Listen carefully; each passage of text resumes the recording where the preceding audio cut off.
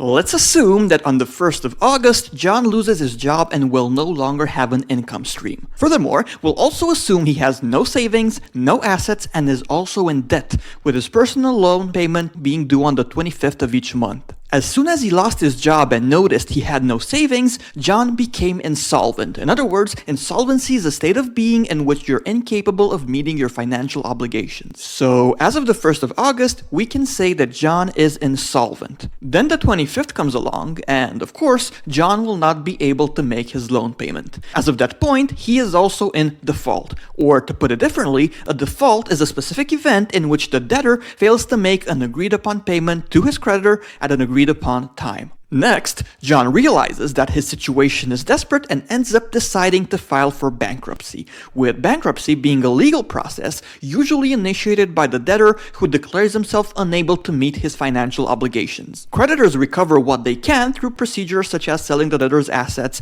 and after this process is over, the debtor starts with mostly a clean slate. Mostly is the operative word because there are certain loan types that are harder or even impossible to get rid of by declaring bankruptcy. A good example would be student loans in the US, which are extremely hard but not impossible to discharge. Furthermore, a bankruptcy represents a strongly negative element on your financial resume and might make others think twice before working with you in the future. All in all, we can conclude that 1. Insolvency is a state of being in which a person or entity doesn't have enough money and/or assets to meet his financial obligations. 2. A default is an event, and we say that a default occurred when a person or entity fails to make an agreed-upon payment to creditors on time. 3. A bankruptcy is a legal process through which the debtor declares he can no longer pay creditors back, and creditors work with the authorities so as to recover whatever they can.